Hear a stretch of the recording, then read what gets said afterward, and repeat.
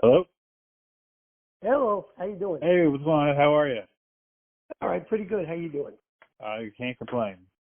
Oh, good, good. Well, that's always good. Not complaining. Well, I would Yeah. say it's, you can't complain. Even if you did, you'd just be wasting your breath, you know? Well, that's true. That's very true. But anyway, how's work been? Oh, it's been good. Busy. Busy as always. Oh, all right, all right. Yeah, they just had a small job here last night. I didn't get to it, but small job and started on the outside of a house, got into the house, but nothing really crazy, you know. But anyway, I got a couple of things here that I thought maybe we could talk about, kind of like unusual incidents Yeah. that I had, and when I was here in Tomac, and then a couple unusual incidents at Rescue 4. Some of them are kind of funny, you know. But do you want to go over those things, or did you have something else? For sure. One thing I did want to talk about, and I don't know, this might kind of tie into what you want to talk about, but there was one firefighter that we talked about in the very first episode when I forgot to hit record, and I don't remember his name, but you said it was, he had the biggest funeral in firefighter history or FDNY history. Tommy Legend. That's the guy. So I wanted to kind of highlight, that was one of the things when we talked about it at first. It really stuck with me a lot as far as all the stories you told about him and about that. So at some point, I'd like to talk about him, just kind of highlight him, and make sure everybody else can hear the same stories that I heard. All right. Yeah. All right. Well, let's talk about him then. He started out on a job as a fireman in Ladder 108, Williamsburg section of Brooklyn, and got a really good reputation. I didn't know him back then, naturally, because he was older than me and already on the job. I didn't meet him until I had gotten over into Rescue 4, and he was one of the lieutenants over in Rescue 4, and he had a great reputation, Tommy. He had this instinct, like this sixth sense about him, that he could tell when something was going to go wrong, and get his guys out or so, and I learned a lot of things from him. He had a brother on the job who was a battalion chief, and his brother said Tommy should have been a battalion chief because he was a much better fireman than his brother ever was. And this is coming from his brother. And he said the same thing that I'm telling you. He said, Tommy just had that instinct that he knew when things were going bad, And I remember, I guess it was maybe the first time I had an incident with him. We had a job. And all of a sudden, Tommy says, we got to get out of here.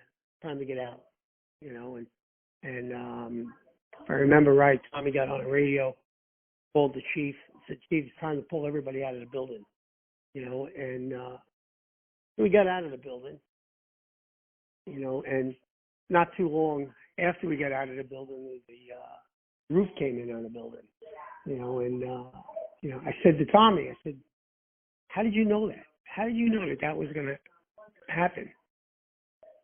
And he said, you got to listen to what's going on. You got to pay attention to what's going on.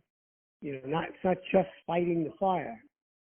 And I said, well, all right, I get that. I said, but, explain that a little better, And he said, if you listen to the building, he said, the thing you got to realize is the building is being demolished. And it's being demolished slowly by the fire. And we're trying to stop this building from being demolished. He said, so when you listen to what's going on, he goes, the building is going to talk to you, and he said, so you listen for the sounds in the building. You listen for creaking noises in the building. You listen for moans and groans in the building.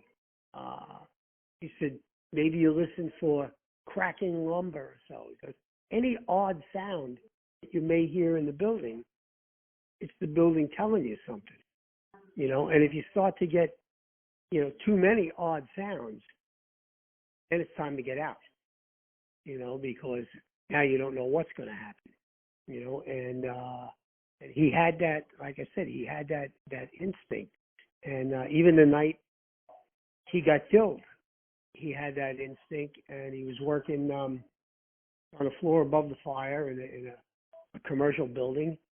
And him and this guy, Mike Milner, were searching this area that ended up being a storage room. And all of a sudden, Mike survived the fire, but all of a sudden Tommy said, Mike, this is getting really bad. We got to get out of here. Let's find a window and get out. We got to go.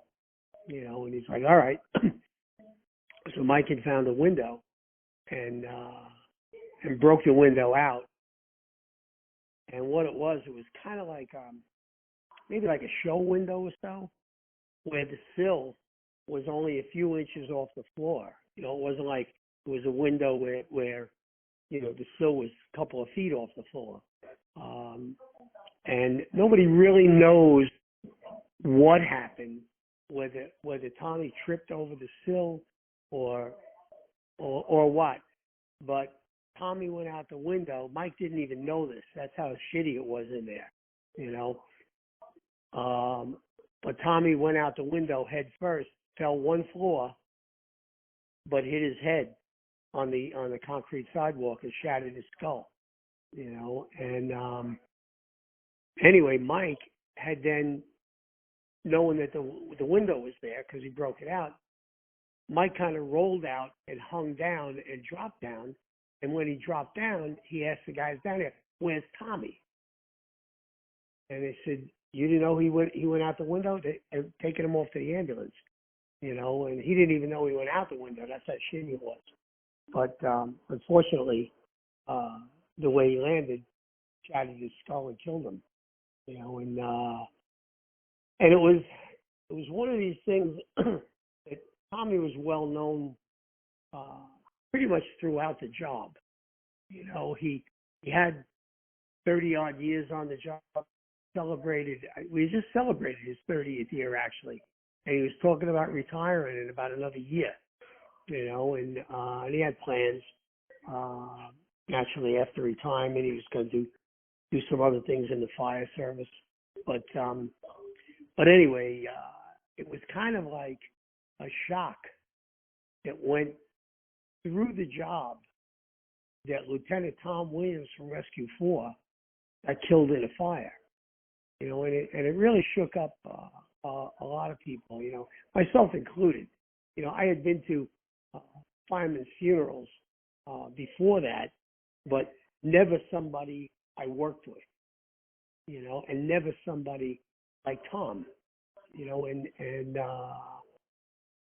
like I said, it really hit home, even to the point of it bothered my wife, and how it bothered my wife was when I got the phone call and found out, I was home when this happened. When I got the phone call about what happened, then I made a couple of calls to two other guys that I worked with. One was the captain who had just retired, and another one was one of the senior guys in the house that had just retired.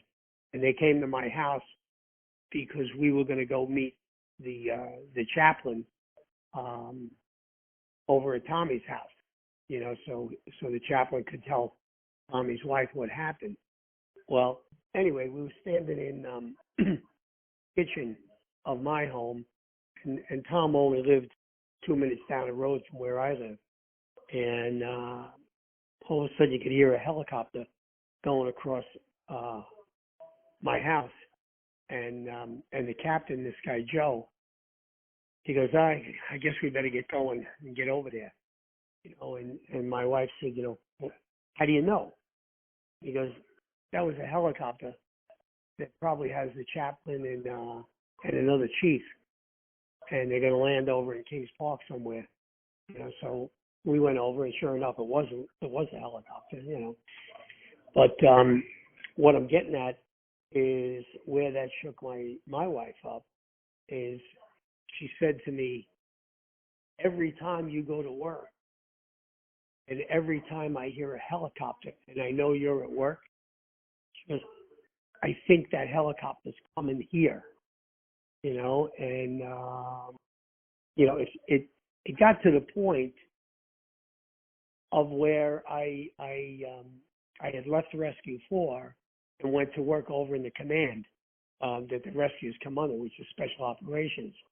And it happened to quite a few guys in the firehouse, and only because, not because of just Tommy's death, but this went on over a few year period in the early 90s where Tommy got killed, and a couple of years after Tommy got killed, we lost another fireman in a fire. Then we lost in the response area where I worked, the ladder truck down the road from us. Their captain got killed in a job. Then one of the other guys that I work with, this guy Ralph Williams, his brother Jimmy got killed in a job. You know, and guys' wives started saying to their husbands, you know, you got to get out of there. You know, you got to get. When are you going to get out of there? You know, and it went for a while that Rescue 4 kind of had a black cloud over them. You know, then 2000, early 2001, Father's Day, we lost 2 more guys in an explosion. You know, so it was really working on guys' families.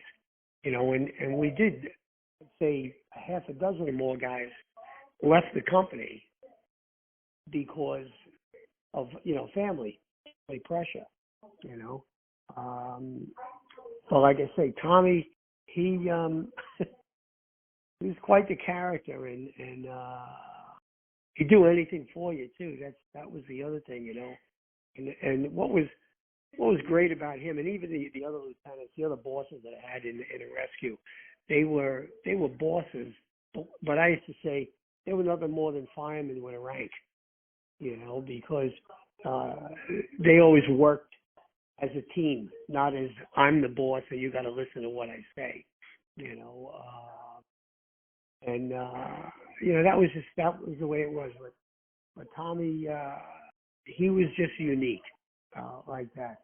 And I remember the last thing I said to him, I was going on vacation, and actually he was the officer that said to me, he goes, you know, you start vacation on Tuesday. And I was like, oh shit, really? Do I have to? You know, because I really didn't want to go on vacation yet. You know, and he goes, yeah, you know, we already split it and set it all up, and that's what you scheduled for. Nothing we can do about it now. And I was like, all right, you know. So the last tour that I worked, he was working, and he says to me, he goes, oh, by the way, I still have your sawzall, because he was putting, I think, new windows in his house, you know. And I said, yeah, all right, you know, don't worry about it. I said, where are you going? You're not going anywhere, you know. And I think that was it might have been on a Monday or a Tuesday, my last tour. And that Sunday, he got killed, you know.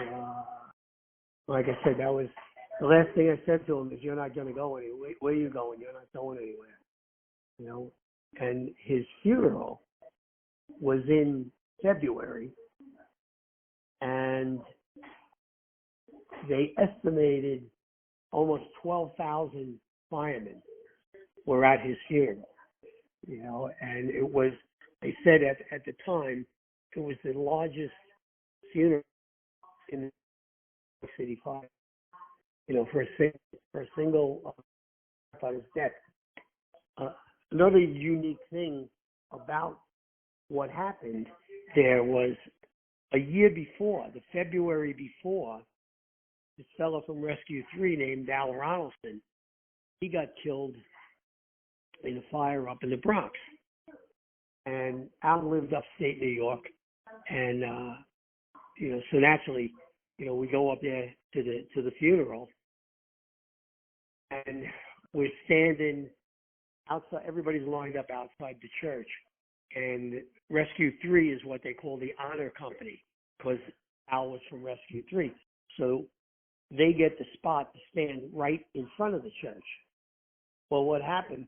Politicians started showing up and started elbowing their way in to move Rescue 3 so they could be in front of the church.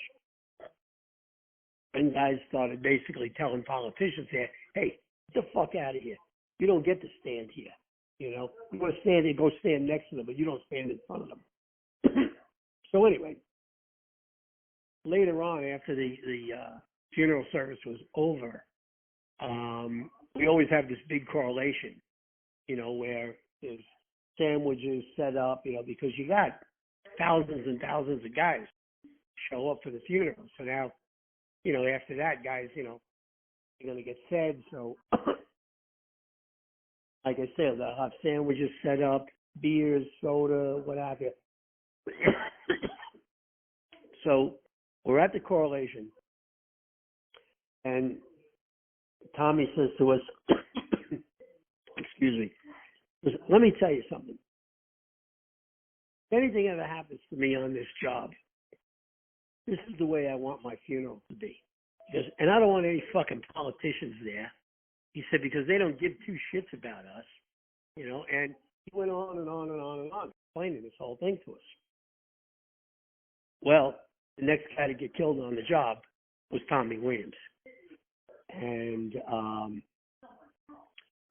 so we knew what he had told us, but the funeral is always up to what the family wants, you know.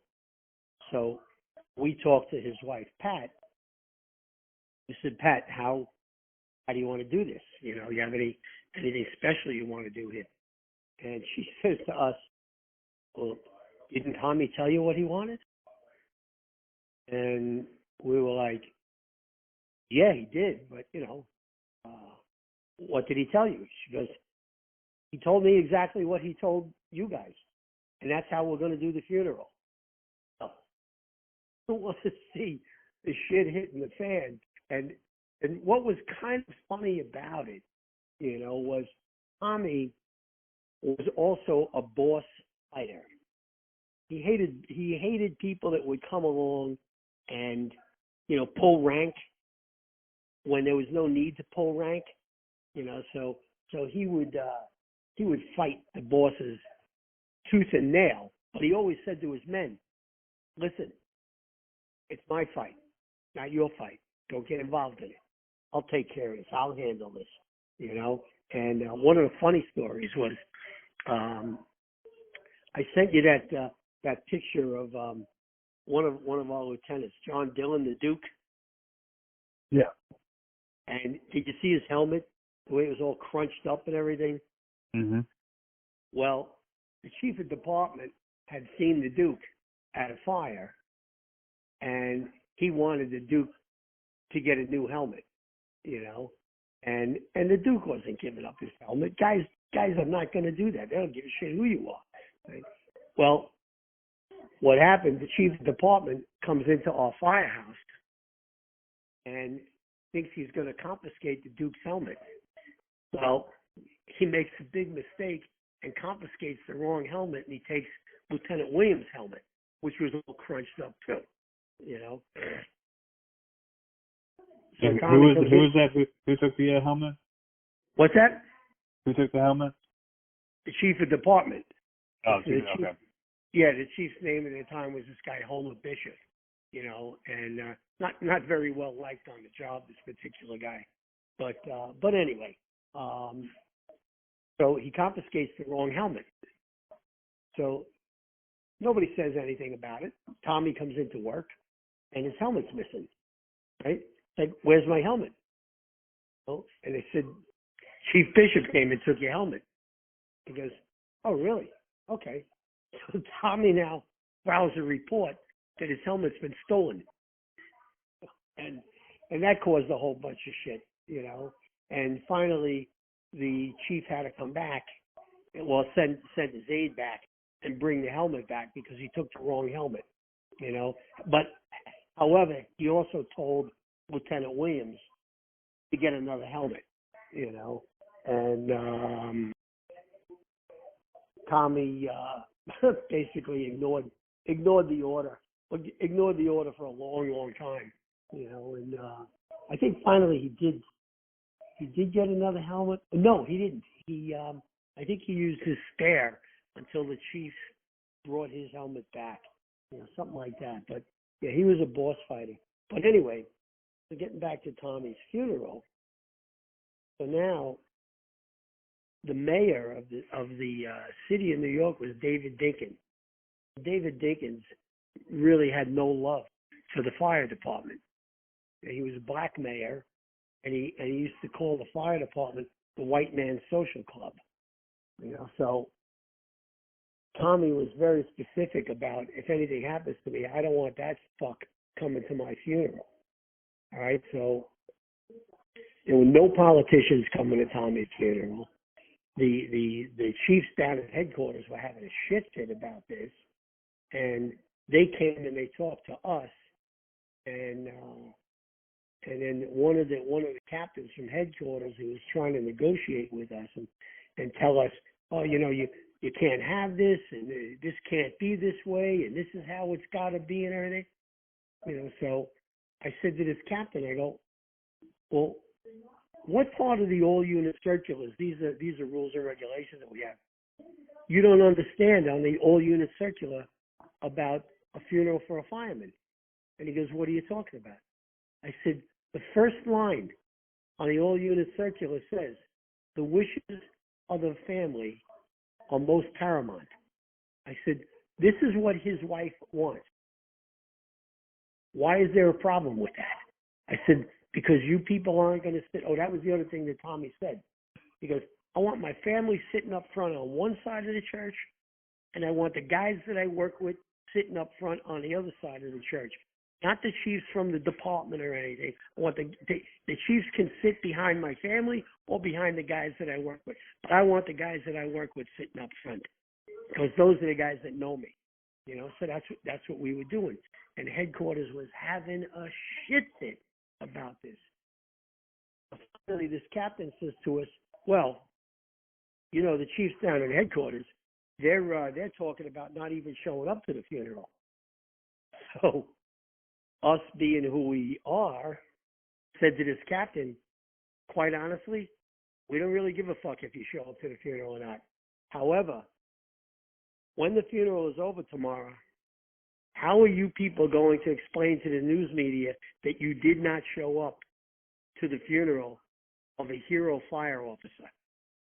So you go back and you tell them that. Now, Tom's brother, when this was, you know, being talked about in the beginning about Tom's funeral, he came to us and he said to us, he goes, listen, I'm going to be retiring off this job in less than a year, so they can't come and bother me. He goes, but if this funeral goes down the way my brother wants it to go, you guys are going to be in their gun sights for a long time. Now, if you don't want that to happen, I'll go talk to Pat, that was Tommy's wife, and explain it to her, and we'll change, you know, and you know, make everybody happy. So we all turned around and said to Bobby, that's Tommy's brother, we said, hey, Bob, in the words of Tommy Williams, fuck them. and he goes, all right, and I'm with you guys. He goes, but you know you're going to be in their gun sights for a long time. Yeah, so what? No big deal, you know. And we were taking hits, and, you know, downtown was pissed off at us for a long time. But again, if I had to do the whole thing over again, I'd do the same exact thing, you know. And I always told my wife the same thing. I said, if something ever happens to me, I want my funeral run just the same way Tom Williams' funeral was run, you know. But it was probably the most, it was the largest funeral and the most unique funeral. And we had guys from all over the job after that funeral was over. Every time we ran into guys, they were like, hey, that funeral is the way every fireman's funeral should be run, you know, and because it kind of set it up the way it really should be, you know, because when a guy would die in the line of duty, again, the politicians would sit up front in the church, the chief of department and his staff would be up in front, and then the guys that the firemen worked with would be sitting all behind these guys, you know, and Tommy was having none of that, you know, so that was the kind of guy he was. He was all about his men, you know, and again, like I said, he should have been a chief on the job, but I think he enjoyed so much working in the rescue, and he enjoyed, I think, the respect that people had for him. He didn't want to leave the rescue, because on our job, if you get promoted, you leave that firehouse, and it may take a couple of years before you'll ever get back there again, you know, and to get to a rescue, I mean, Tommy definitely would have came back to a rescue as a captain, you know, but he would have had to spend some time out in the field with other companies, you know, and you gotta wait for a captain of a rescue to retire, you know, and there's only 5 rescues, and there was only a few rescues that Tommy would have went to, and Rescue 4 would have been number 1. So, you know, I understood why he didn't want to take any more promotions. He was happy where he was, you know. And here's another strange thing that his wife told us, that morning, the morning of the tour that Tommy got killed. Tommy came in on a night tour, but that morning his wife was going off to work, and she said the last thing Tommy said to her was, "I'm going to miss you." And that night he got killed, you know. So it's a couple of strange things that happened there with Tommy's death, but he was one unique guy on a job, and like I said, had the respect of everybody on the job, and that's why it was such a shock that he got killed, you know, because and that's how it hit people. They said if Tom Williams could get killed, any one of us could get killed, and that was kind of like how it hit me, because he was the last person on the job that you ever thought would get killed in line of duty, you know, and it really made me think about it and actually become a lot more cautious, you know, than what I had been. But yeah, that's the story of Tom Williams, and the funny side of Tom was he could talk, and oh God, he would start talking to you, and he would follow you if you had to go to the bathroom. He'd follow you right into the bathroom and continue talking with his story. His chauffeur, this guy Dick McKee, and sometimes he would go into the TV room and lay down on the couch and pretend to be sleeping just so Tommy would stop talking to him. But he was one sharp guy, you know, and I think about him all the time. Matter of fact, we just passed the anniversary of his death. February 25th was the day he got killed. February 25th, 1992. You know, and but I think about him, like I said, a lot. You know, and he was quite the character. If you go on YouTube, you can bring up emergency on-scene response, Tom Williams dedication or Tom Williams special, because that was a TV show that rode with us a lot, and they did a whole tribute on there to Tom Williams, you know. But yeah, he was quite the guy, you know. And, taught me a lot of stuff. Taught a lot of people. And another thing that he used to do, if he had to take any kind of disciplinary action for any reason, he hated that against anybody, he would always leave in whatever discipline he had to shell out. There would always be a loophole in there for you to get out of it. But he would never tell you what the loophole was. He wanted you to figure out where the loophole was. And if you did find the loophole, then you would get out of whatever discipline he had to shell out.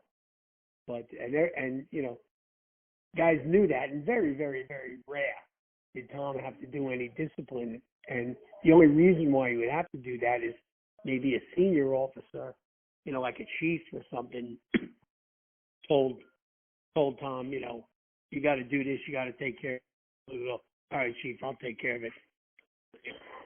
You know, when he'd come back and he'd say to whoever it was, I listen, the chief told me blah, blah, blah, blah, blah. So I got to do something, you know, and explain to the chief what I did. So this is what we're going to do. And then you would have to figure out the loophole. And once you figured out the loophole and you said, hey, Tom, but if I do this, and Tom would go, yeah, all right, if you do that, then we can cancel this whole thing. You know, so he always gave you a way out. You know, one of the other jobs that I wasn't on, but was a job where good fire in a private house, basement fire, and when rescue got in there, they figured we're just going into a basement job, and when they finally got in there, they walk around the back of the building to get down into the basement, and this guy's laying out in the backyard. And Tommy said, you know, what's going on? They go, the lieutenant's missing in the basement. Nobody said that to the rescue, you know, and not even the chief. So they got down into the basement and they found the lieutenant and brought him out. He was unconscious, really in bad shape. And well, anyway, I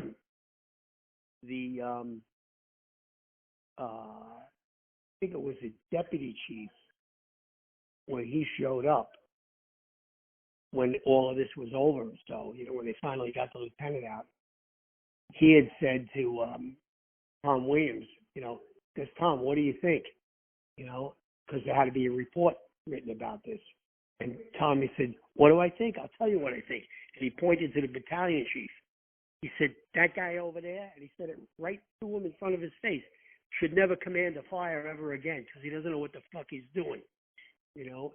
And so the deputy chief wrote up Rescue 4 for unit citations, and he told Tommy Williams to write whoever he wanted to in the company, you know, that was working that day, write him up for a medal, you know, and whatever amount of guys, you know, that he thought deserved the medal, and also told Tommy, you know, I want to write you up for a medal.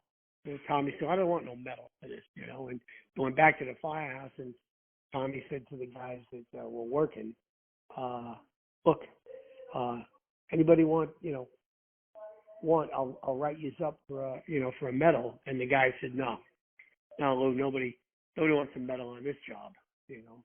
So what happened, about a couple of weeks later, the deputy chief shows up to the firehouse with the what's called the unit citations, and it's the company gets the unit. Sorry, the guys that were working that day, they get the credit for the unit citation, you know, and so there was the officer and 5 firemen. So I happened to be working that day, and Tommy Williams was the officer. A couple of the guys that were working were the guys that were working the actual fire.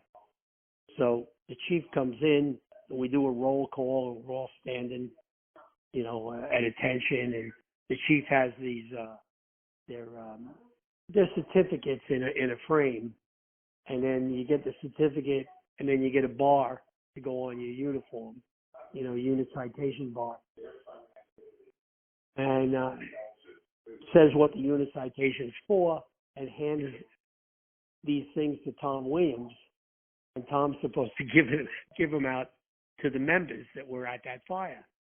So Tommy takes the 6-unit citations in his hand. They're all in black frames. Walks over to the garbage can in front of the chief, and he throws them in the garbage can. And he goes, "Oh, that takes care of that, chief." And the chief didn't know what to say. He walked out. But again, that was the kind of guy Tommy was, and he would never, even when he deserved a medal, would never write himself up for a medal. He'd write other guys that were working with him at the job, that deserved a medal. Like they had the U.S. Air crash at LaGuardia Airport, and it was Tommy, Mike Milner, and Jerry Murtha from Rescue 3, who was working in Rescue 4 that night. They were in the fuselage of the plane, and there was one woman left trapped in the plane,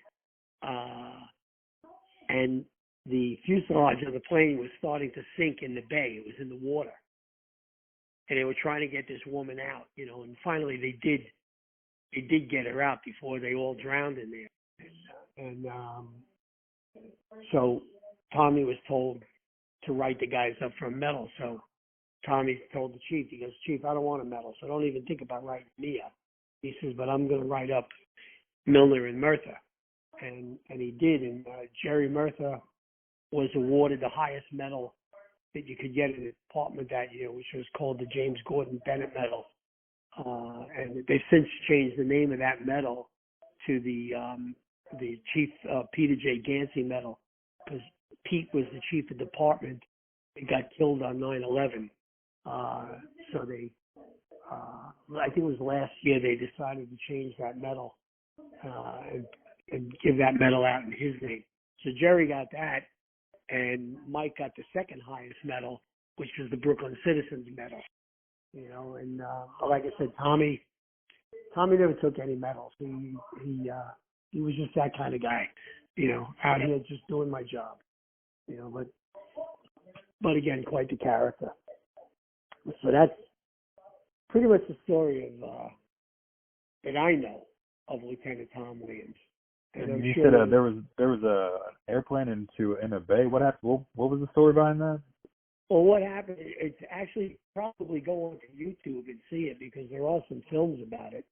And it was the U.S. Air crash at LaGuardia Airport, and the plane skidded off the end of the runway in the wintertime. I guess there was ice and snow on the runway or whatever. And the plane skidded off the end of the runway and went out into the water, into the bay. And it was slowly sinking into the bay. And through the efforts of the first responding companies, they've got everybody out of the plane except this one woman who was trapped in her seat, and they needed to cut her out of the seat. And I always tell this story too. There was this guy Bobby Lieut, who was also from Rescue 4. He stayed on the land and listened on the radio to what equipment the guys on the plane needed, and he got the Hearst tool and the cutters and what have you off the rig, put them in the bucket of ladder 163, and then they shot the bucket out to the plane, and Bobby passed all that equipment into the plane. Well, anyway, I used to break Mike Milner's balls with that. I go, "Oh, you get the Brooklyn Citizens Medal for cutting this woman out of the seat in there, but if Bobby Leone never brought you the tools, all of yous would have went down with the plane." I said, "He didn't even get a fucking attaboy." But that's always what happens to the guy behind the scenes, But that's the way it was. But yeah, that's what happened, and I believe it's on YouTube, because we had two guys who were riding with the rescue that night, and I think, if I'm not mistaken, I think both of these guys were from Germany, and they were filming stuff with Rescue 4, and it was their last night riding with Rescue 4. and they caught the plane crash at LaGuardia Airport. So it's if you go onto YouTube and you put in U.S. air crash at LaGuardia Airport, it should come up, and you can see some of it, what it was. And then, like I said, if you put on emergency on-scene tribute to Tom Williams, that'll come up too, And you can put up other Rescue 4 stuff on YouTube. Rescue 4, you can put Rescue 2, Rescue 3, Rescue 1. They're all on YouTube.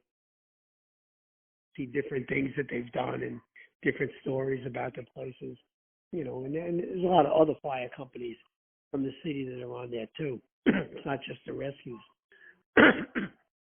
But anyway, that was that. That was, like I say, the story of Tom Williams, and there are a lot of stories, funny stories about Tom, things that he said to chief officers, and where you thought we were going to end up in trouble, and Tom would clear everything up. He'd start a fight, and then he never started a fight without knowing that he was going to win the fight. That was his thing. And he used to say, you got to know when to push, you got to know when to shove, and you got to know when to back off. And I guess when you spend that much time in busy companies, you do just what to do. And because of his knowledge and his respect, when Tom put up a fight, a lot of people knew to back off, because 99 times out of 100, Tom was right. But anyway, and that's that. So that's, I think, covers the Tom Williams story, unless you have any other questions about that. No questions. I think that's good. Like I said, we discussed him on the first episode when I forgot to hit record, and that was it seemed like there was a lot of good stuff in there. So I think we covered it pretty good. I actually Googled while we were on the phone here. I found a couple of photos of you guys together, actually. I sent it over to you. Yeah. Oh, one of the other funny things that Tom did one night, we go out to this real serious car accident out on the highway. And at the time, prior to that, the only companies that had hearse tools on the job were rescue companies. But now they decided to give all the ladder companies hearse tools. So they had just gotten their hearse tools, and they'd just gotten some training on them. So we go to this automobile accident, and the truck company is working with a hearse tool trying to cut these people out of the car. And they're having a little bit difficulty because they didn't have the experience that we had in the rescue. So Tom says to the chief there, who was not a friend of the rescues. There's a lot of chiefs that not a lot of chiefs, but there were a few chiefs that didn't like the rescue companies for whatever reason, But then there were a lot of chiefs that couldn't wait for the rescue companies to show up, But anyway, this particular chief was not friendly towards the rescue. So Tom says to him, listen, chief, you want us to give the truck a hand here? Helping them get these people out of the car? And the chief says to Tommy, rescue, stand fast. So Tommy says to the chief, hey, chief, we're the rescue. We either go to work or we go home, but we don't stand fast. And the chief turns around and he says, Lieutenant, I told you to stand fast. And Tommy says to the chief, well, then I guess we're going home. Come on. And he says to the rest of us, rescue, come on, we're taking up. So now I'm like, oh, fuck. He's defying the chief here, So as we're crossing the highway, the chief is yelling to Tommy Williams, Lieutenant, where are you going? I told you to stand fast. Tommy goes, I told you we don't stand fast. We either go to work or we go home. So we're going home. So now we get back to Rescue 4, and, Tommy goes up into the office. So I go up to the office, and I go, Tom, what the fuck was that all about? Basically he told the chief to go fuck himself. He goes, yeah, exactly. He goes, he's an asshole. So while we're talking, the phone rings. So I pick up the phone. It's the department phone. I pick the phone up. I go, rescue 455 Monahan. And person on the other end says, let me speak to the officer. I go, who's calling? He says, Chief so-and-so. I go, all right, hold on, Chief. And I put my hand over the phone. I go, Tommy, it's the chief. Tommy goes, give me the phone. So Tommy gets on the phone. He goes, Rescue 4, Lieutenant Williams. And you can hear the chief screaming into the phone, right? And Tommy's just sitting there rolling his eyes. So finally, Tommy says to the chief, Chief, could you calm down for a minute? Could you calm down and let me talk for a minute? And finally, you hear the chief shuts up, you know, and he goes, you going to let me talk for a minute? I guess, all right, Chief, I want you to listen to me and listen to what I have to tell you. He goes, in my career on this job, I have already told a chief of department and the fire commissioner to go fuck themselves. So don't think you scare me. And he hung the phone up on the chief. And I'm like, oh, man, we're in fucking trouble now. I go, Tom, you told the chief to go fuck himself. He goes, because he's an asshole. Don't worry about it. And you know what? We never heard from that chief again. You know, Tommy was right again. He knew this guy was an asshole, you know. But I talk about nerves of steel, though. Oh, definitely. But again, he knew when he couldn't get away with that, you know. So he knew when to get a little shovey, a little pushy, or a little shovey, or he knew when to back off and you know, listen to what somebody had to say. And when he would back off, you know, it would always be to somebody that he respected. You know, if somebody he respected told him to do something, if there was a chief at that job, that pin job, that Tom really respected, and that chief turned around and said to Tommy, you know, rescue, stand fast for a moment, we would have stood fast. However, on the other hand, he knew this chief was an asshole, all right?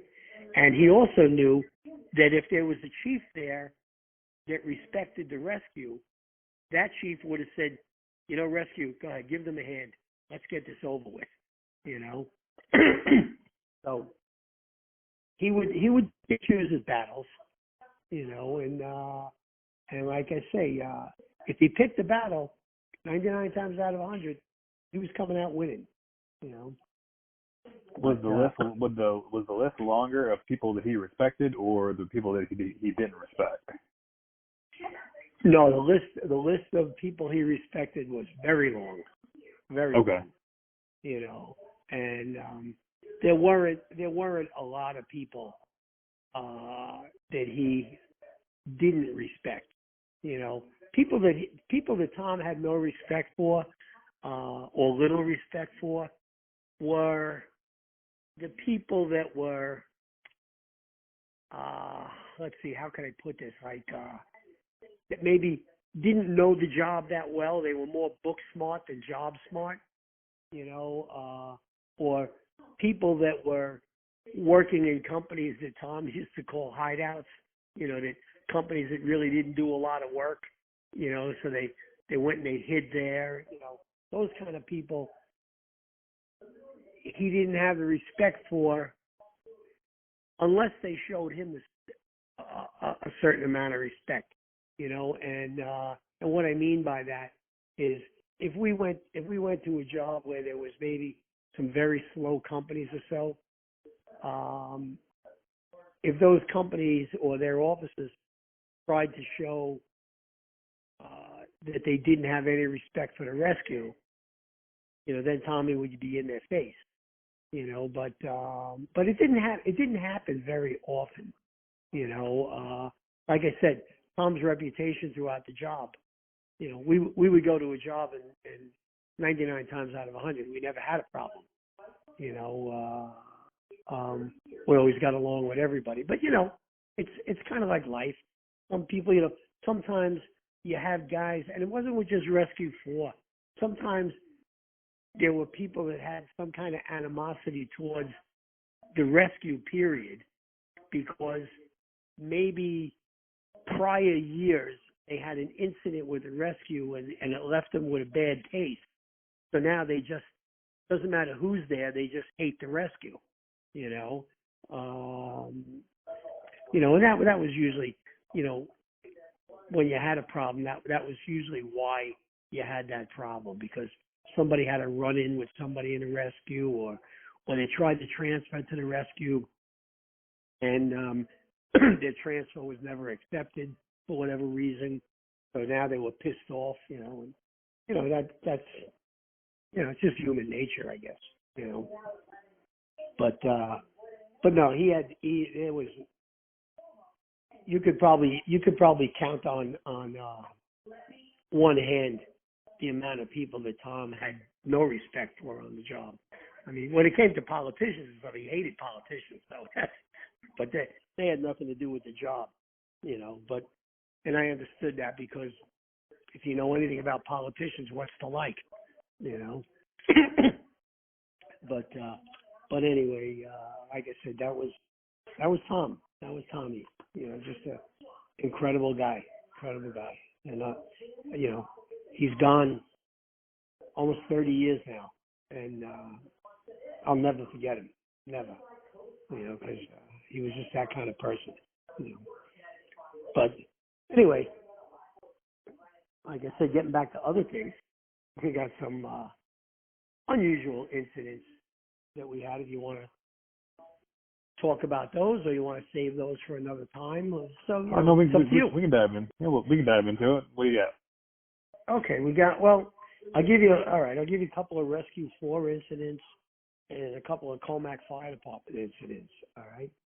A couple of Rescue 4 incidents I wasn't at, but I was in the company, but I wasn't working when these happened. One was an impalement. Might have the picture of it, and I'll see if I can send it to you. It was kids in a park. They were playing ball, and the ball went over the fence, and the fence was like an 8-foot high steel wrought iron fence, and the pickets were like spears. All right, you follow what I mean? Yes. So this young kid goes to climb over the fence to go get the ball, and as he's climbing over the fence, he slips, and the spear goes through his chin, underneath his chin, and out his mouth, and he's hanging on the fence because his jaw is speared by this thing, and he's conscious and everything, and so naturally they called for the rescue, and this guy Mike Milner, he was working, and to get the other guys that were working, I think Ralph Williams and what have you, and they used the oxyacetylene torch to cut the section of fence down with the kid on it, and then they put him onto the stretcher and into the ambulance and went to the hospital, and so the doctors would then see what they had, and then they cut the rest of the fence off the kid in the hospital so the doctors could remove the spear through the kid's chin. Well, you want to talk about somebody very lucky? Like I said, it went through the bottom of his chin, didn't break any bones, went through the soft tissue, came out of his mouth, didn't even knock any of his teeth out, all right? But had it been another quarter of an inch one way or the other, would have went through his chin and straight up through his head, and it would have killed him, And I believe they only held him in the hospital overnight, stitched him up, and he was home the next day, But you're talking about lucky. Oh God, yeah. And I'll see if I have the picture in my phone, I'll send it off to you. But that was a very, very lucky kid, and that incident happened, I'm going to say, at least 30 years ago. So that kid's now probably in his early 40s. And I'm sure he's told that story a million times. Another incident that they got called to they get called to Bellevue Hospital to cut off a penis ring. And we used to get called to the hospital to cut rings off because the hospital didn't have the ring cutters that we had. So not that they would call Rescue 4, but all the rescues had these ring cutters, you know. So again, I wasn't working. I come into work that morning, and you know, naturally you're asking the guys, yeah, what went on last night? And the guys are like, oh, where do you hear this story? This guy took for lack of a better word, a cock ring, and put his penis through it. And then when the blood rushed into his penis and he got an erection, the blood couldn't get out of his penis because now the ring acted like a tourniquet. And the hospital couldn't get the ring off. So they called for the rescue. You know, so Rescue 4 got there. And so there's two types of things that we'll use. We'll use a ring cutter, or we'll use, you know what a whizzer saw is? I do not. A whizzer saw, you'll see it in a lot of auto body shops and mechanic shops.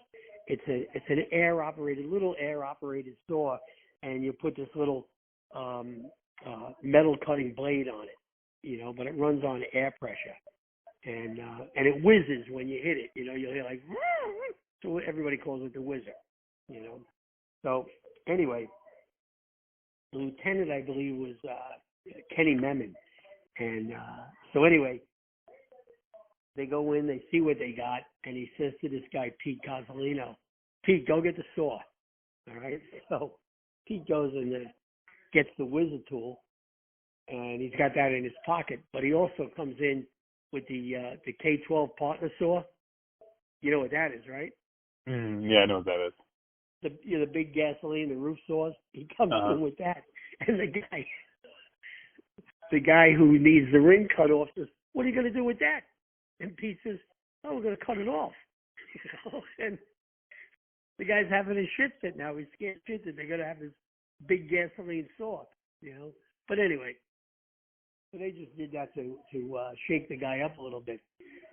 So they did use the whizzer, and they cut the ring off. So the question that I had to them, I said, all right, I just want to know, I got one question. And they said, what? I go, who held the dick while they were cutting the ring off, you know? And everybody laughed, and they said, no. We told the guy, we ain't touching that. You got to hold it yourself, but keep your hand out of the way, you know. But that was an unusual thing. And then in the WNYF, those magazines that I sent you, sometimes you'll read stories in there of an unusual incident report. And I said to Kenny Memon, the lieutenant, I go, all right, are you going to write the unusual incident report for the WNYF? He goes, no, we're not even going to talk about this anymore. So that was that crazy thing. And then another thing that had happened was a barbecue, an explosion from a barbecue propane tank. And actually, I had two of those things happen. This happened at a house in College Point, Queens. And people don't realize how dangerous that propane gas is. You know, they don't realize that it's heavier than air. And if you have the propane tank outside and you open it up and it's not connected to anything, and somebody goes, well, I just want to drain the rest of it out. Well, it'll float along the ground, and if it finds a way into your house, it's seeking the lowest level. And usually at the lowest level is where your furnace is, and if it hits the pilot light, it's goodbye, you know. And that's what happened. This house out in College Point, Queens, the people had sold the house, gone to closing, the moving van was there. They were packing all, you know, their furniture was going out to the moving van, and they had their barbecue. So the moving company said to them, well, we can take the barbecue, but if that tank has got propane in it, we can't put that on the truck. you know. So the homeowner said, well, I'll drain it. And the homeowner opened the bottle up, letting the propane out. The propane ended up going down into the basement of the house, hit the pilot light. The house blew up, totally destroyed, leveled the house, and the house on each side of that house blew those houses off the foundation. Luckily, nobody got killed. But again, it's, people don't realize how dangerous the those propane barbecue tanks are. You know, one of my rules always is if we go to an odor of gas. Now we know propane smells different than natural gas, but most people don't know that. You know, they just smell something and they say, "Oh, I smell gas." You know, and anytime we would go to a call that would be an odor of gas in a building or so, I would always tell one of my guys, like if it's out here in Comac, go around the back and check the barbecue tank, you know. And we come in the house with our meters and stuff, and the first thing I would ask the homeowner, anybody you got a barbecue? Yeah. Anybody use that in the last, few hours or so? And I can't tell you how many times people say, oh yeah, I cooked dinner with it, or I did. And you go out and sure enough, they never shut the tank off, and there's the propane leaking on the barbecue out on the deck. You know, so just a little thing to remember when you go to an odor of gas. Ask them, you got a barbecue? You know, just another tip on going to odors of gas. You know, and I'm sure you guys go to that, right? Yeah. Well, you go to a call for odor of gas, especially if it's a store and it's got, big glass windows in the front. Don't stand in front of those glass windows. You know, how many times have you go to an odor of gas, you go, oh, fucking odor of gas, this bullshit, and you get complacent. And the truck is parked there in front of the building, and the guys are standing next to the truck, and they're bullshit and all that. Well, if you're going to do that, don't stand between the truck and the building where the odor of gas is. Because if it's a real odor of gas and it ignites, pretty much you guys are dead. So I always tell guys, if you're going to bullshit or anything, or wait, you're going to wait to, see what we got here, stand on the other side of the truck or stand away from the front of the building where the odor of gas is reported. You know, and I learned that from a fire that happened in Buffalo, New York, around New Year's, where 6 Buffalo firemen got killed. And what it was from a propane tank on a high-low that started leaking. And the propane gas leaked down to a potbelly stove that was down on the main floor or something like that. And it ignited and blew this place up. And this was I remember, a 2-story, 1 square block, brick and heavy timber building. And this thing blew up, leveled the building, picked up a tiller ladder, blew the tiller ladder, and several guys across the street, several of the guys, one of the guys, their body impression was in the side of the truck. They got killed. 6 Buffalo firemen got killed. And they were responding to an odor of gas. You know, so I learned, and I was pretty young on the job, maybe my second year on the job. And we flew up to Buffalo to go to the funeral there. The funeral was on New Year's Eve. And they took us over to where the fire was, and it leveled that building, leveled a couple other buildings. It blew windows out for miles around. You know, 1 propane tank on a high-low. You know, so never take an odor of gas as just some bullshit call. You know, real easy. You know, you get complacent. Real easy way to get killed. Here's another barbecue incident that actually happened to me when I was a chief here in Comac. We get we get called to a house barbecue fire.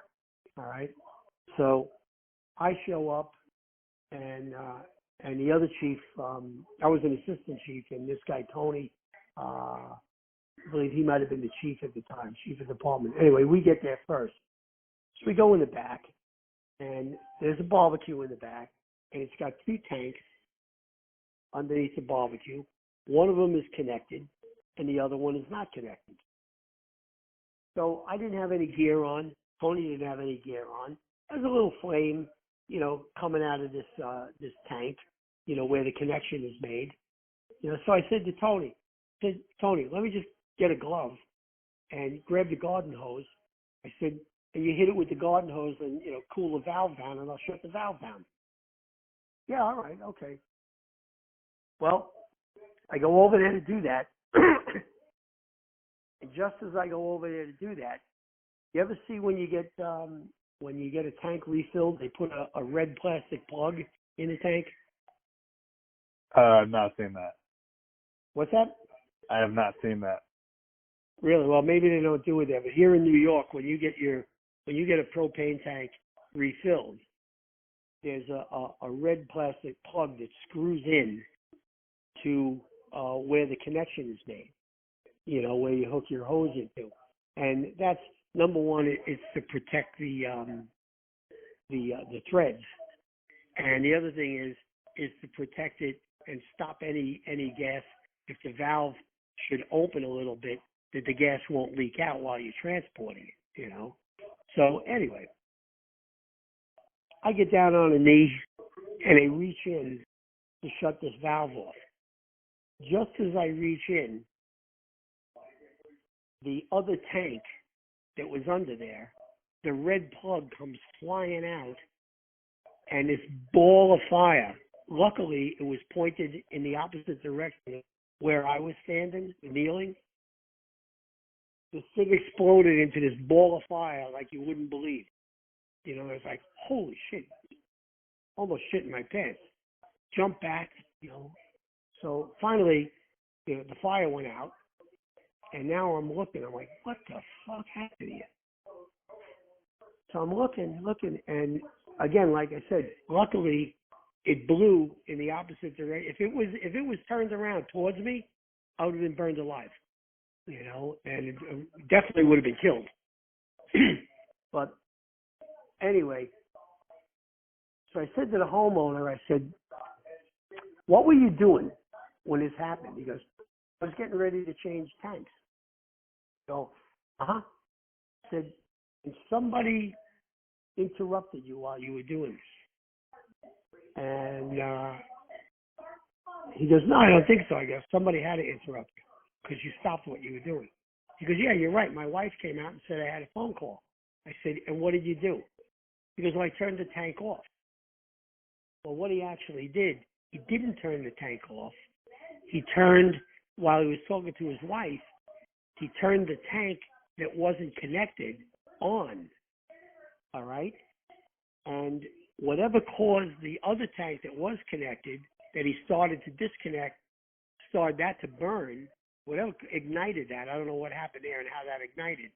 That flame was impinging on the valve of the other tank, and what it did, when it got hot enough, that plastic plug that was in there melted, and because the tank was wide open, it blew it out, and the propane came flying out in a ball of fire. So moral of that story is, again, don't ever get complacent, and look at what you got. And after that incident, I never went to another incident without putting on my gear, because I was just in a t-shirt and jeans, when that thing let go. I mean, if I would have had my gear on and it would have hit me, I probably would have survived. I probably would have had some severe burns to my face, but I probably would have survived. But without my gear on and everything, I would have been burned alive. So again, propane and any kind of gas, but propane is really dangerous stuff. You got to be careful with that. Let me see other incidents that I got written down here.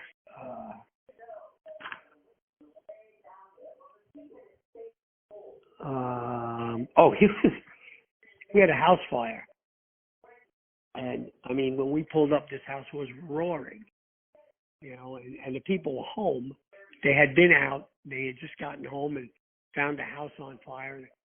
So now the fire marshals were trying to figure out how this fire started.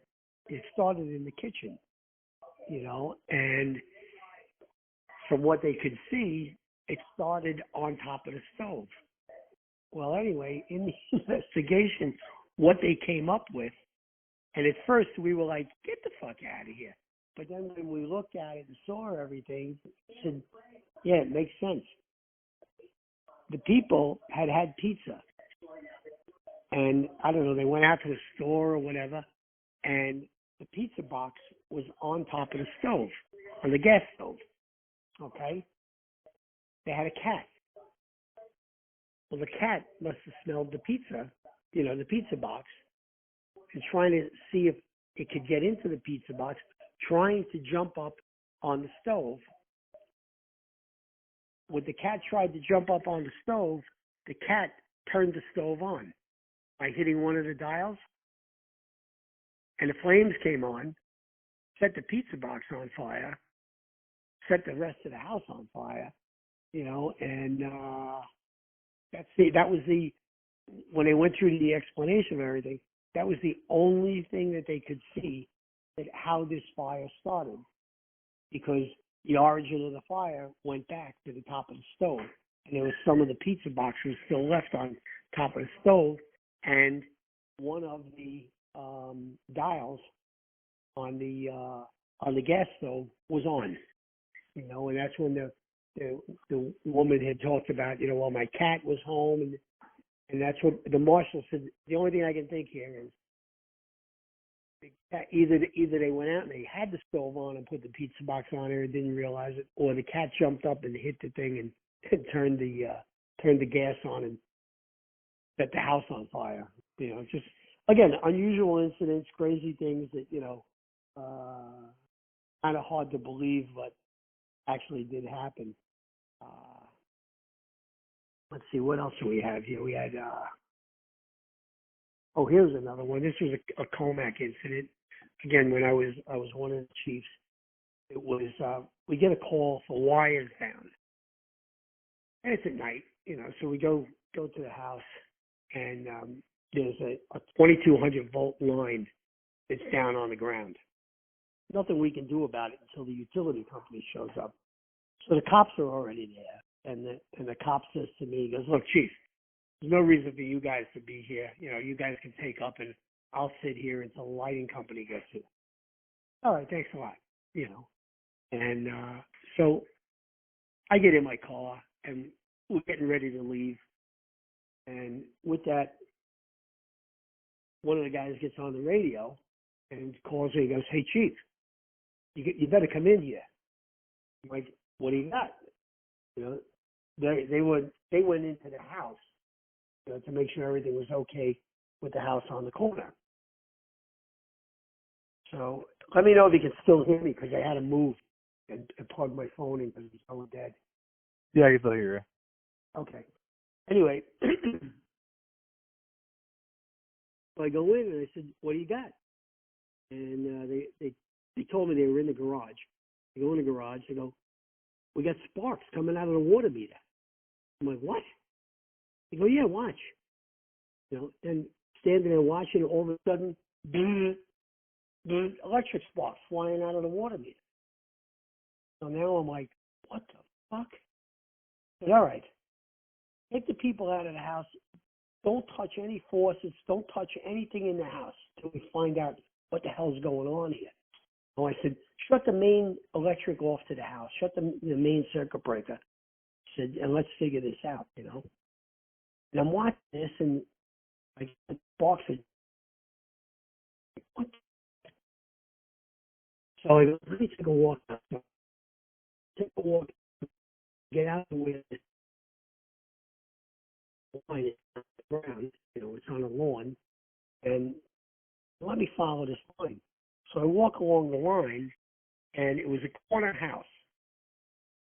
But what happened there had been a cyclone fence around the house. You know what cyclone fence is, right? I do not. The cyclone fence is a pipe and wire fence. Kind of like a chicken wire fence?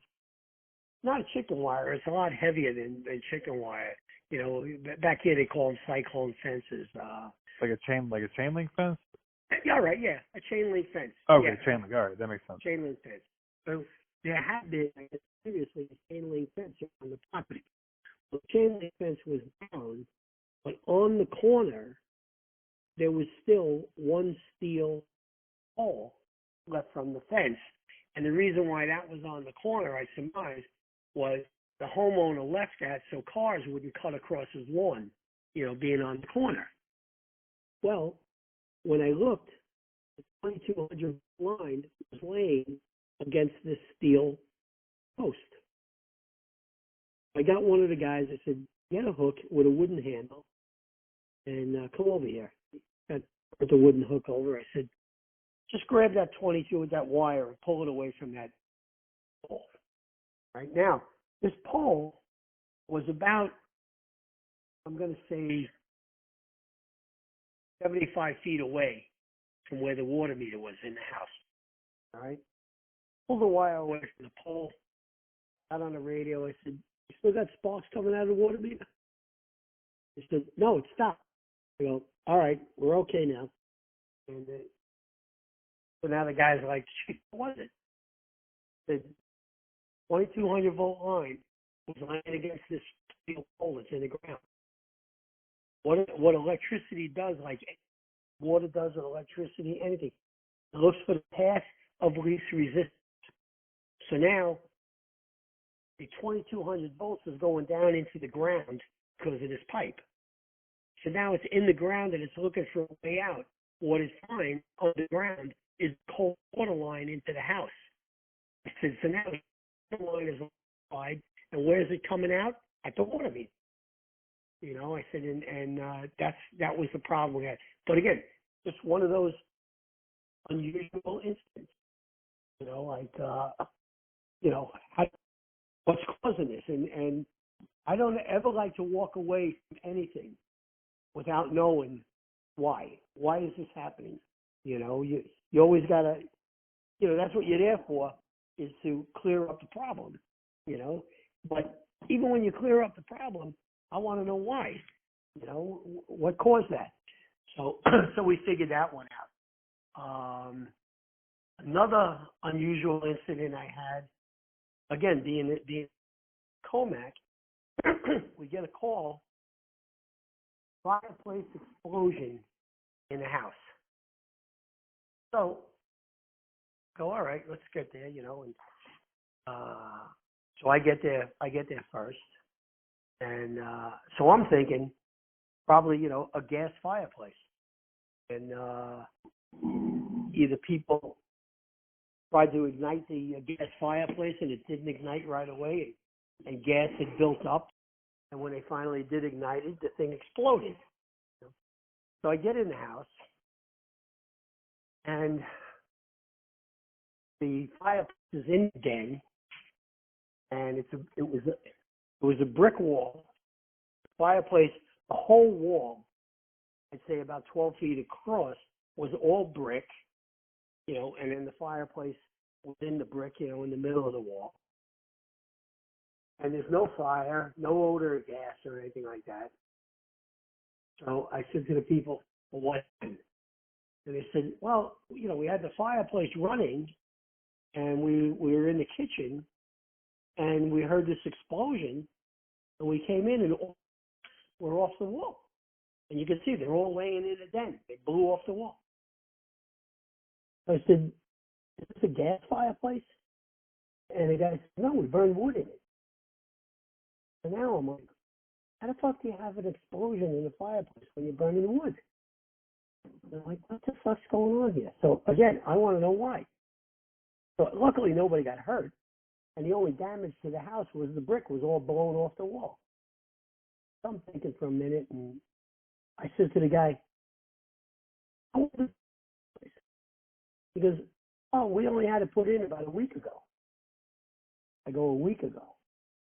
Yeah. I said, how long have you been burning the wood? It was cold winter. He goes, oh, we've been burning the wood in there all day long. I'm like, all right, I'm going to tell you what happened here. Now, do you know what a bevy is? I learned about it in the academy. I know it's an acronym. I know it's going to sound silly that I don't remember it off the top of my head, but I know the general concept of it. Okay, bevy is called boiling liquid expanding vapor explosion. Okay. All right, you boil any kind of liquid. If it's water, naturally it's not going to ignite. But if it's in a sealed area or a sealed tank and you boil it, it's going to explode because you're turning the water into a vapor. So anyway, I said I'm going to tell you what happened here. I said the mortar between your bricks wasn't completely cured. It still had moisture in it. I said, you're burning this fireplace all day long for the past 8 or 10 hours. I said, and what happened was the moisture that was still in the mortar turned to steam. And the steam expands, 400 or 500 times what it is in water. I forget what the formula is. But, it's quite a difference. I said, and it needed a place to go. And it had no place to go. So it blew the bricks. Basically, the mortar between the bricks exploded. You had a boiling liquid, expanding vapor explosion in the mortar between the bricks. And that's what took the fireplace down. And again, another unusual incident. And again, I like to figure shit out like that. And, I had, some of my guys come to me, they go, Chief, how the fuck did you figure that out? I go, well, think about it. What else would blow these bricks off the wall? I said, there's no gas. There's nothing here to blow them off the wall. So you ask, how old is that? Now, if the guy would have said that the fireplace was a year old, 2 years old, 5 years old, now we got to figure out why that blew off the wall. But when he said it's a week old, easy to figure out, But and I always thought that was the fun part, trying to figure out that unusual shit that happened, that nobody else got to figure out, And let me see, I put my paper down somewhere. I know I had something else written down on it, and very good. Oh, there it is. But that one, the exploding fireplace, that was a real unusual one, Yeah, well, I would never in a million years have thought, I would have thought, maybe like, soot or something like that was building up in the fireplace, and that's what would have lit it off, But I would never have thought the actual molding of the fireplace would have been the thing that would have exploded. That's insane. Yeah, but again, you think about what you have here. You got a fireplace that's only about a week old, all right, and you got the mortar between the bricks. Now, the mortar to you would feel, oh, it's dry, but it takes a while for cement to cure. Sometimes they'll tell you cement doesn't thoroughly dry. Doesn't thoroughly dry for maybe a year. Give you an example: the Hoover Dam out in Boulder, Colorado. Some of the cement in the center of that dam is still not fully cured. Think about how many years that's been going on. All right? So you might think that it's dry, and these people thought that, and they lit a fire, and the other problem was, it was, I guess, you ever hear of Murphy's Law? Everything that's going to go wrong is going to go wrong. Exactly.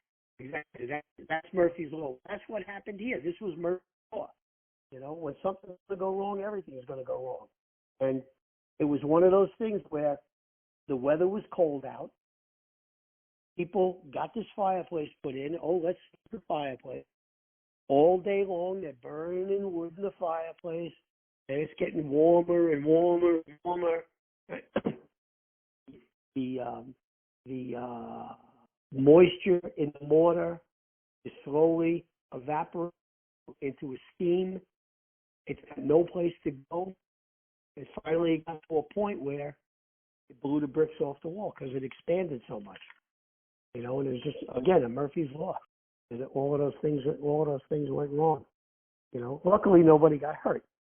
You know, but again, you can learn a lot from unusual incidents. You know, and it's always find it fun to figure out why this happened.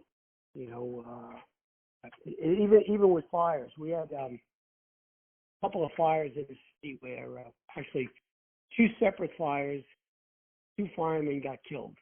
All right, one fire in Brooklyn, top floor fire in a multiple-story building, and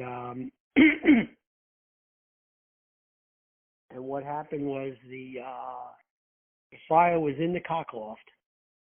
They had vented the roof, but the fire, I guess, was so big that the vent that they did on the roof wasn't enough, you know, or they were going to continue venting. But what happened was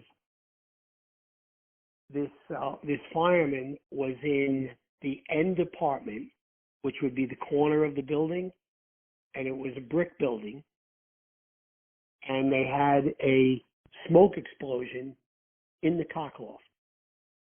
Okay, so what happened was when the explosion came, all the force, naturally the force is looking for a way out, looking for the path of least resistance, gets to the corner of the building. What do you have? Above, what do you have? You got a roof. What do you have below that? You have a ceiling. What's the weakest point? I would think the ceiling. 2 brick walls and a roof, or the ceiling. The ceiling is the weakest point. And this fella from ladder 110 got burned alive in the window of the building, couldn't get out. You know, now a couple of years later, maybe a year later, the guy from my company, Pete McLaughlin, top floor fire in a 6-story building. All right, he's in the corner room on the top floor. Fire's in the cockloft. They got the roof vented. Okay. In the next room over, there's another fireman. This guy Gene is in there. Gene pokes a hole in the ceiling. As Gene pokes the hole in the ceiling, he hears the air being sucked into the hole. And the next thing that happens is there's an explosion. All right, which basically this was a backdraft. All right. The room that Pete McLaughlin was in was the end room. What did you have there? 2 brick walls, a roof, and a ceiling. It came down and a straight down. And he ended up on the side where it blocked.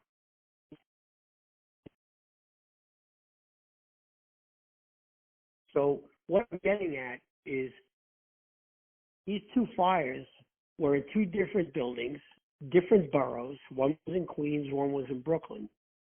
But basically identical fires. Okay?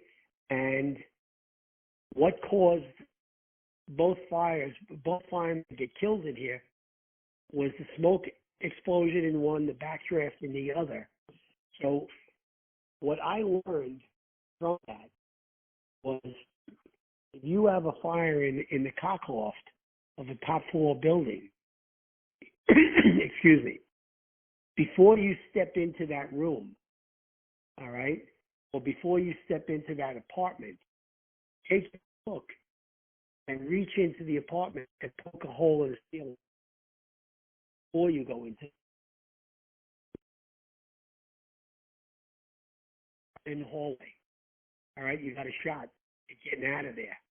But if you went to that apartment and you're in deep in that apartment, and now you put your hook into the ceiling and it blows, you're in the middle of the fire. you know. Yeah, we And, kind of talked about that too with the yeah, the drop ceiling on the taxpayers. Exactly the same. Exactly the same. You know, it's like you got a fire in like in an attic in a house or so, and you're on the floor below or whatever. You know, and maybe the attic is an unfinished attic, so there's no floor, and there's only the ceiling from down below, and then the floor joist. You know, put that hook up into that ceiling, you know, and see what's going to happen before you walk into that room and start pulling that ceiling, you know, to get at that fire. Always look for, those are things that I always try to read in those WNYS, probably in the WNYS, engineering magazines, Firehouse magazine, any of the trade magazines. If they have an unusual incident in there, I would always read it, especially if it was an unusual incident where, especially a fireman got killed. I want to read it and I want to know why did this fireman or why did these firemen get killed? What went wrong here? You know, and the other thing I know we talked about is risk versus reward. You know, now I don't think we discussed this thing, but prior to 9/11, all right, one of the lieutenants that I worked with in special operations, he did this survey after 9/11, and what he found was other than 9/11, the World Trade Center coming down and 343 firemen getting killed, all right, every fire prior to that fireman was killed in, not one civilian died in any fire that a fireman was killed in. The interesting part there is why? Why did these guys why did these guys die in these fires and no civilians died in the fires? What was the risk versus reward? You know, so now you got to go back and see, all right, what fire did this? But, you know, and you know, some of them guys died in fires that were occupied buildings, but everybody was out of the building. All right, so now, what went wrong? Why did they die? You know, some of them were vacant buildings that nobody lived in. You know, so, all right, why did we put guys in that building? You know, some of the things were, well, there might have been vagrants sleeping in the building, so they went in to do the search. Not one fire to 9/11 did a civilian die in a fire that a fireman died in. You know, just something to think about. You know, and again, like I say, I always want to ask that question: why? Why? What went wrong? You know, you go down to. I'll give you another example, and it's not to say that anybody did anything wrong. You remember the Charleston fire, furniture store fire? Yes. All right, and I think they lost 6 guys in there, and the fire, from what I understand, started outside on the loading dock. Yeah, it was a cigarette, right? Yeah, something like that, but it started outside on the loading dock. It then came in and heavy fire condition, but there was nobody in the building. Everybody got out of the building, and now it's stretching, you know, I guess they were stretching 2.5-inch lines into this huge furniture store, you know, with a heavy smoke condition. And again, myself, I gotta say, you know, what are we doing? We got a 1-story commercial building with no civilians in it, with a heavy fire condition, obvious heavy fire condition, and we're moving in there with handlines. I mean, all right, if you're moving in with handlines and you can see the fire, it's one thing. But from what I understand, they were looking for the fire when they came through the front doors. You know, I guess the guys around the back had some fire out on the loading dock. But at the point, when you're the officer, or the chief in charge, or the company officer, I want to say, we're not going in there. There's no reason to go in there. No life hazard. So why are we going to put a life hazard in there? Now, people will argue that with me. Well, you got to get in and you got to get fire. And I understand that. I mean, we all love crawling in.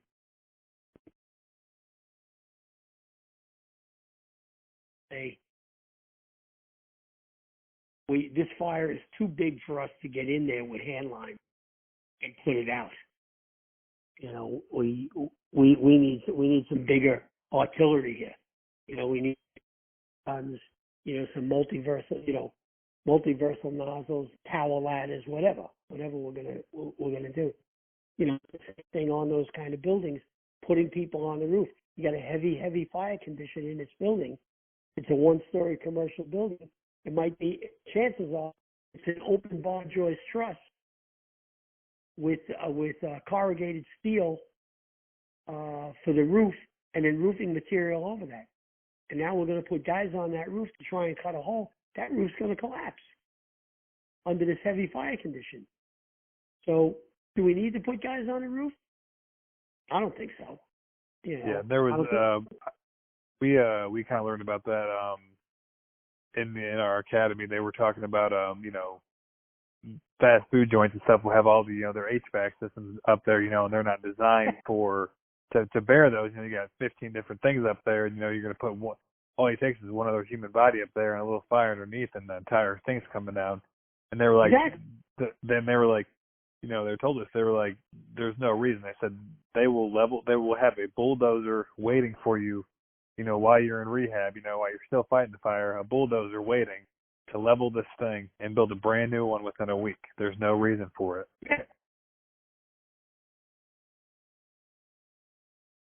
Why would you want to risk somebody's life for a building that's going to be demolished? I mean, even car fires. I would watch guys, they get off the rig, car fire, they pull a hose, they're being aggressive and everything.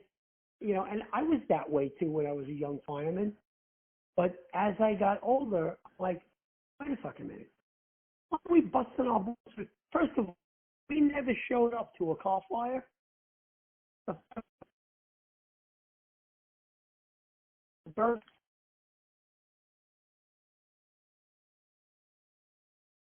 out. Fire that caused a total loss. I don't care how small the fire is. It caused a total loss. All right?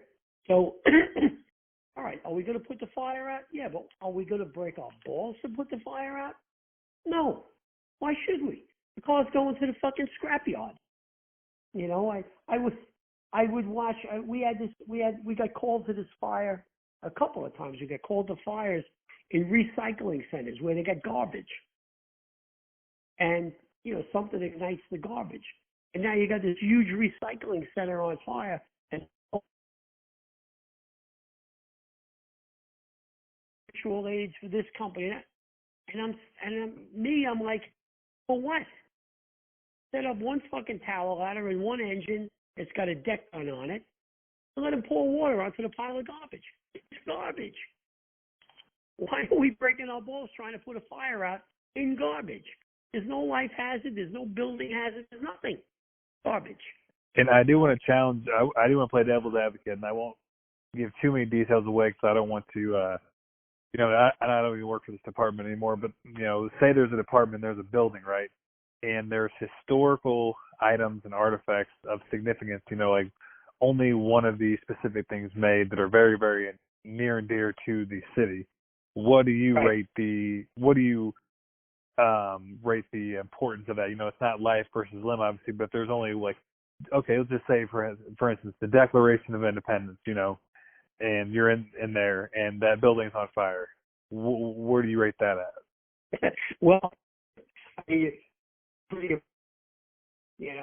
and I know I'll put it this way.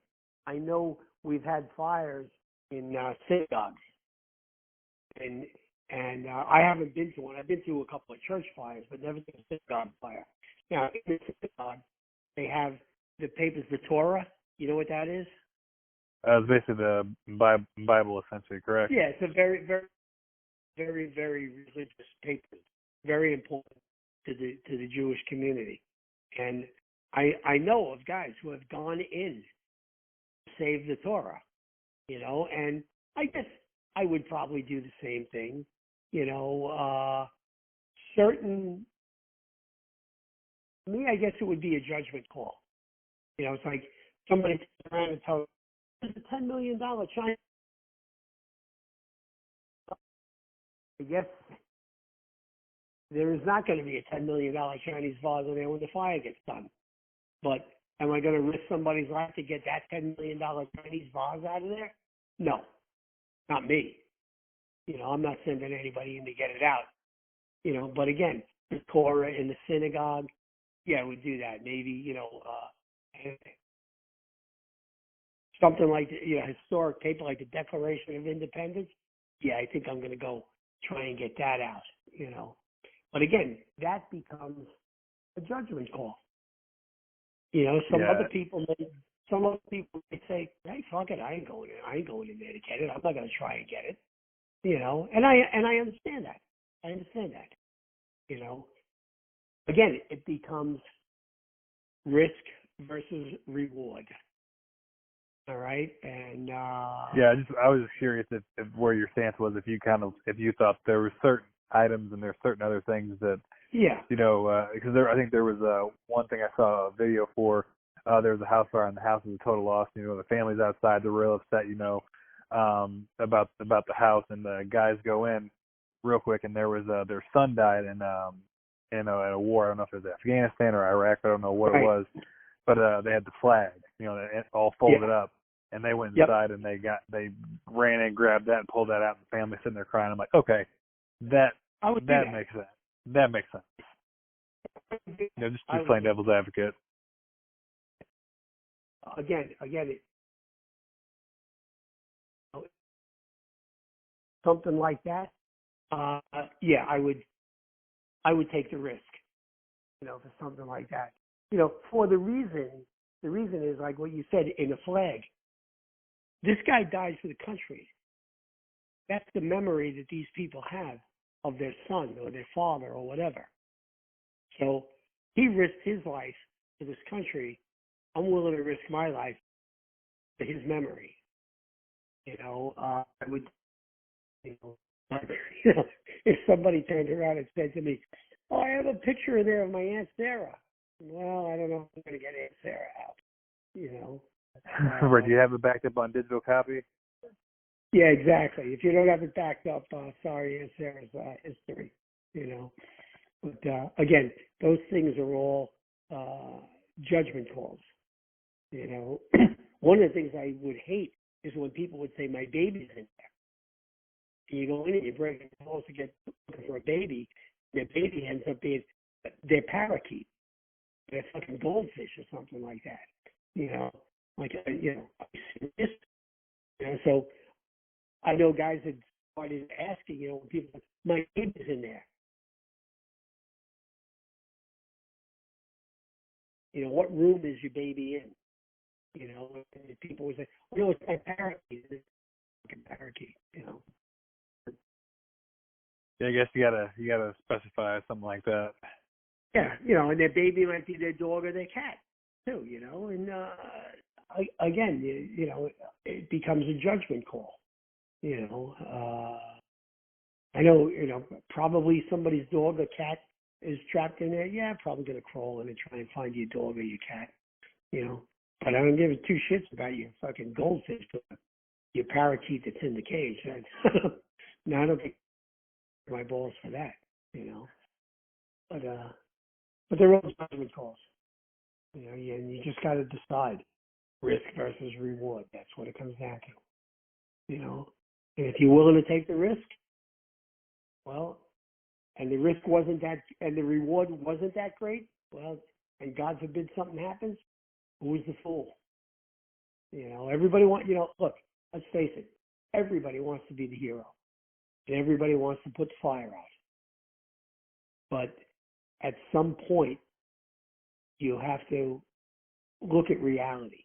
You know, it's like I told you the last time we talked on the phone.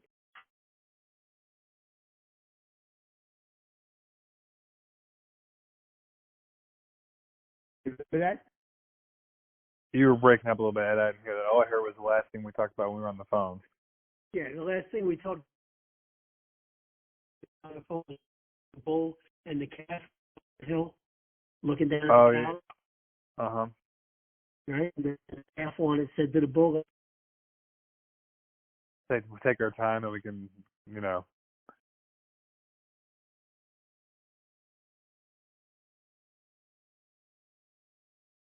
You're breaking up a little bit, Ed.